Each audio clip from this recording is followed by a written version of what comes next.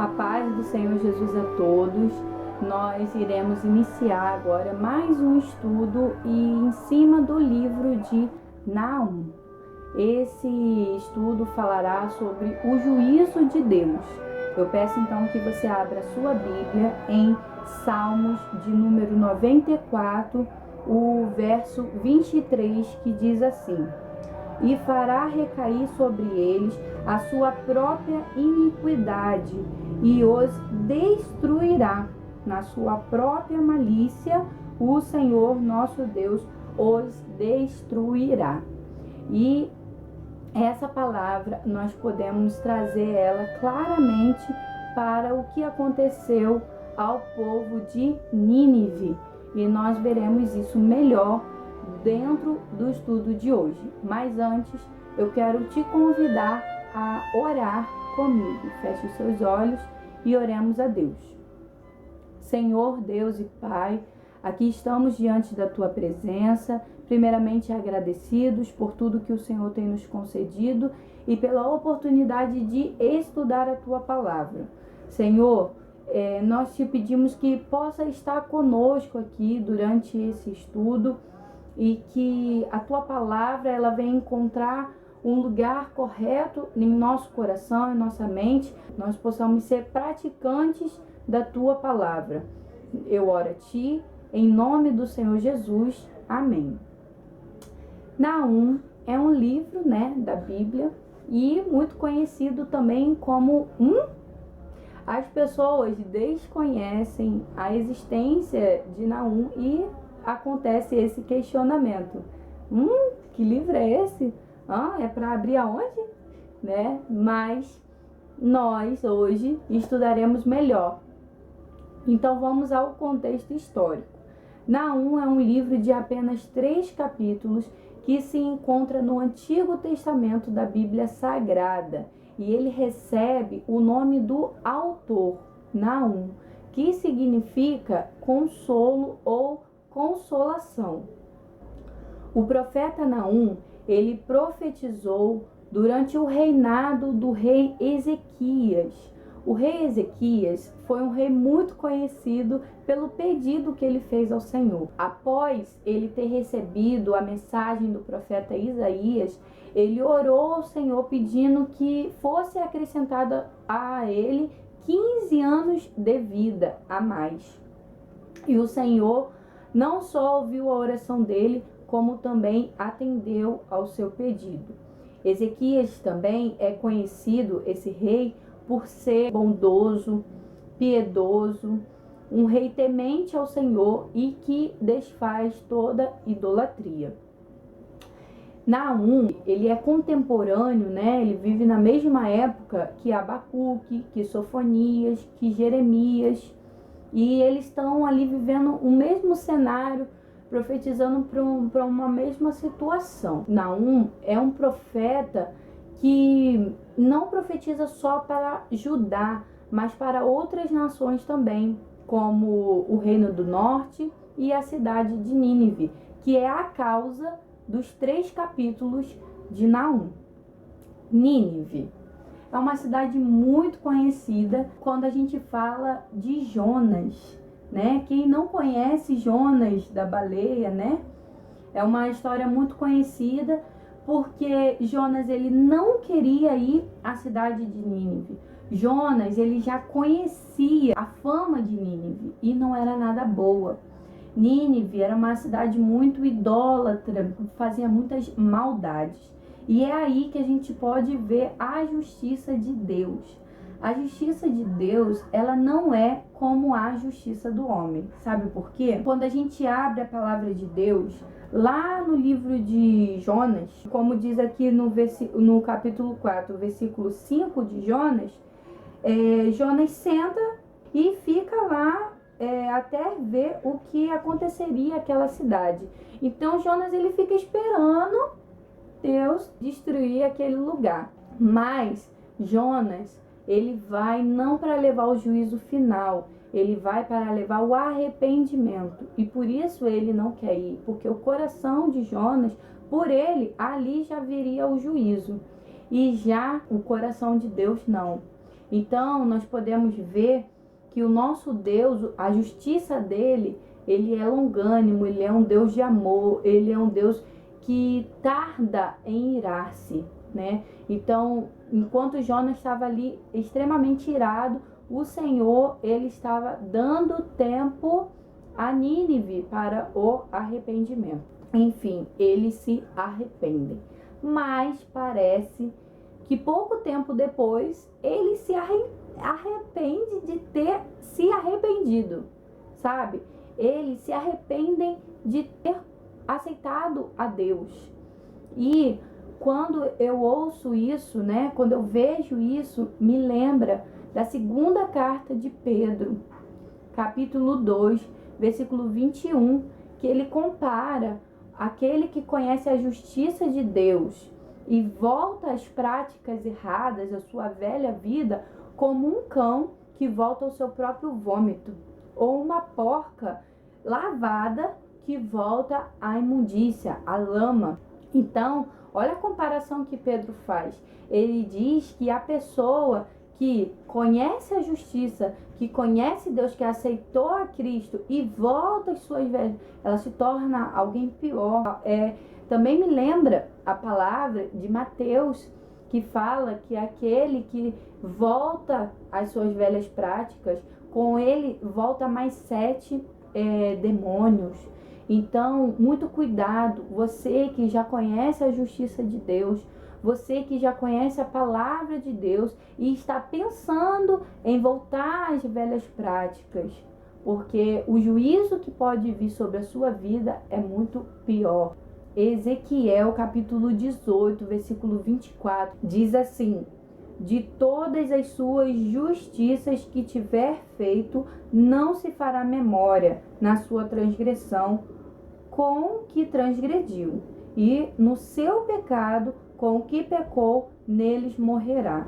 O que Ezequiel está querendo dizer aqui, da pessoa que conhece a Deus e volta às velhas práticas. Ou seja, para Deus, a justiça de Deus, ela funciona assim: importa o que você faz hoje. Para Deus, não importa o seu passado. O passado, ele apagou. Tanto para as coisas boas quanto para as coisas ruins. Então, assim, se você fez coisas maravilhosas no passado, né? E hoje está fazendo perversidades, transgredindo a lei, vivendo a sua vida de qualquer maneira, da forma que você quiser, saiba que se hoje vier o juízo de Deus, ele esquecerá aquilo que você fez no passado, porque importa para Deus o que você faz hoje.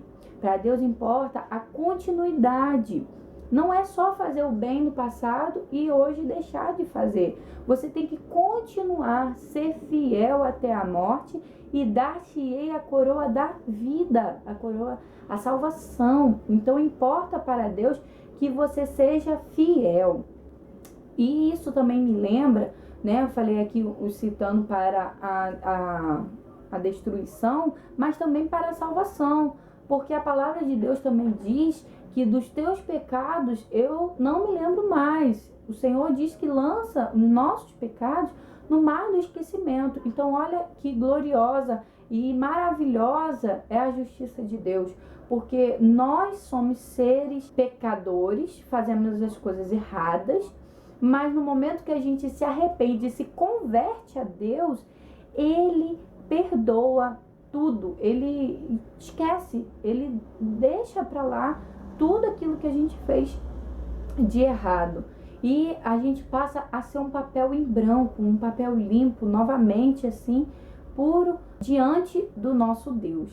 Esse é o Deus e essa é a sua justiça. Então, por isso, devemos nos preocupar em diariamente estarmos diante da presença do nosso Senhor. Amém? Mas Nínive, ela estava longe de se arrepender. Ela é uma província da Síria. E ela se gaba por isso, né? Ela acha que ela é indestrutível, que ela é implacável, que ela é a mais poderosa, invencível.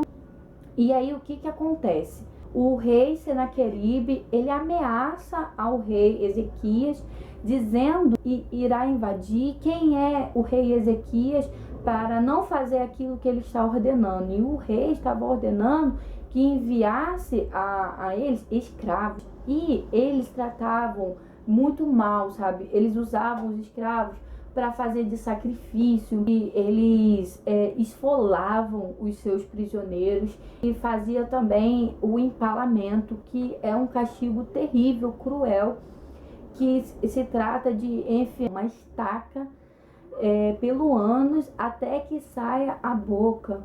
Então, olha que perversidade, olha que crueldade que eles eram. A Síria, ela já estava sitiando Jerusalém e estava ameaçando entrar em Judá e estava questionando ao rei: ei, quem é você para ter tanta confiança nesse seu Deus? E ele compara o nosso Deus, o Deus Todo-Poderoso, a deuses pagãos, né? Dizendo que ele destruiu as outras cidades e que não fará diferente com aquela cidade. Então, o rei Ezequias pega aquelas afrontas escritas na carta, leva diante do Senhor, ora, e aí vem a resposta do profeta Isaías ao rei, dizendo que aquela batalha ele não precisaria levantar um soldado, ele não precisaria pelejar, porque o Senhor pelejaria contra eles. Deus envia um anjo que extermina com 185.000 soldados numa só noite. Esse é o nosso Deus e essa é a soberania de Deus. Mas o que eu estou dizendo é que Nínive, né, antes de todos esses fatos, eles se gabavam e se achavam invencíveis, né? E por isso Deus leva Naum para dizer, né, para decretar o juízo final àquela cidade. Então, no capítulo 1, nós vemos a soberania de Deus em resposta até à questão que a gente viu de Senaqueribe, que questiona quem é esse Deus para me impedir. Mas então agora a gente vai ver o nosso Deus. Em Naum, capítulo 1, versículo 13, ele diz assim: o Senhor é tardio em se irar, mas grande em força, e ao culpado não tem por inocente. O Senhor tem o seu caminho na tormenta e na tempestade, e as nuvens são o pó dos seus pés. Ele repreende o mar e o faz secar, e esgota todos os rios, desfalece Baçã e o Carmelo, e a flor do Líbano se murcha. Daniel, capítulo 4, versículo 34 e o 35, a gente também vê outra pessoa reconhecendo a soberania de Deus, e diz assim: mas ao fim daqueles dias, eu, Nabucodonosor, levantei os meus olhos ao céu, e tornou-me a vir o meu entendimento, e eu bendizei o Altíssimo, e louvei, e glorifiquei ao que vive para sempre, cujo domínio é um domínio septerno, e cujo reino é de geração em geração. E todos os moradores da terra são reputados em nada, e segundo a sua vontade, ele opera com o exército do céu, e os moradores da terra não há quem possa estorvar a sua mão e lhe diga: que fazes? Né? Então aqui a gente vê o rei Nabucodonosor, né, que passou por um momento de castigo de 7 anos, se comportando como um animal, por ter se ensoberbecido diante do nosso Deus, e Deus vai dar o castigo a ele, e em momento de castigo, no 7º ano, ele levanta os olhos e diz isso aqui que a gente acabou de ler. Ele reconhece a soberania de Deus. Jó, capítulo 42, versículo 2, o seguinte: bem sei eu que tu podes, e nenhum dos teus pensamentos pode ser impedido. E aqui ele está dizendo que se Deus decretou o juízo, acabou. Então, capítulo 1, a gente vê a justiça de Deus. Nesse momento, eu glorifico a Deus que enviou o Senhor Jesus para nos salvar, para nos tirar do lamaçal do pecado, porque nós éramos condenados, nós estávamos condenados à morte eterna, né? Aos nossos delitos, aos nossos pecados, mas pela misericórdia, pela graça, pelo amor divino do nosso Deus, Ele enviou Jesus. E hoje, eu, você e todos têm a oportunidade do arrependimento, assim como Jonas levou o arrependimento para Nínive. Nós hoje temos a oportunidade do arrependimento. E aqui em Naum vem o juízo final para toda essa maldade. E um dia virá o juízo final para a maldade que vivemos no mundo atual. E que nós possamos estar continuamente ligados, fiéis ao Senhor, porque assim Ele dará a coroa da vida para aqueles que forem fiéis até a morte. No capítulo 2, a gente vê aqui então acerca da tomada da decisão, do julgamento sobre Nínive, né? Descrevendo em detalhes tudo que aconteceria àquela cidade.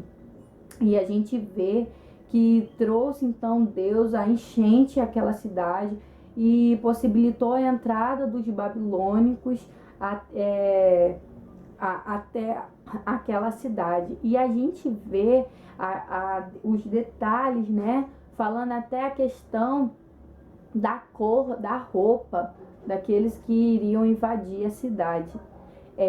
Em Apocalipse, de número 20, o versículo 12, Deus também descreve o juízo final das nossas vidas. E ele diz assim, ó: e vi os mortos, grandes e pequenos, que estavam diante do trono, e abriram-se os livros, e abriu-se outro livro, que é o da vida, e os mortos foram julgados pelas coisas que estavam escritas nos livros, segundo as suas obras. E se você continuar lendo, ele fala até onde vai parar essas pessoas que foram julgadas pela sua obra. Bom, quero trazer também que nós precisamos vigiar, sabe por quê? Porque nós não estamos imunes a nada disso, né? A gente aceita o Senhor Jesus, sim, Ele nos converte, sim, mas nós estamos em contato com o mundo sempre, o tempo todo. Então a gente tem que vigiar para a gente não se corromper, para a gente não nos tornarmos insensíveis, né, diante de tantas informações que a gente tem tido, de tantas pessoas morrendo. A gente já está vendo isso como se fosse uma coisa, um resultado de um jogo preferido. Então, assim, muito cuidado, pessoal, com essas atitudes. A gente tem informações de pais que violentam os seus filhos, de pessoas que roubam, furtam umas às outras, e a gente corre o risco de sermos insensíveis a tudo isso e já achar tudo muito normal. Mas não, isso não é normal. Nós não podemos aceitar essa perversidade, esse mal que a gente vive. Nós também não podemos aceitar as zombarias que fazem, né, do nosso Deus, e achar que tudo isso é normal e rir e concordar com todas essas coisas. Não, nós não podemos aceitar, ser conivente com essas coisas que as pessoas fazem de mal ou de zombaria ao nosso Deus.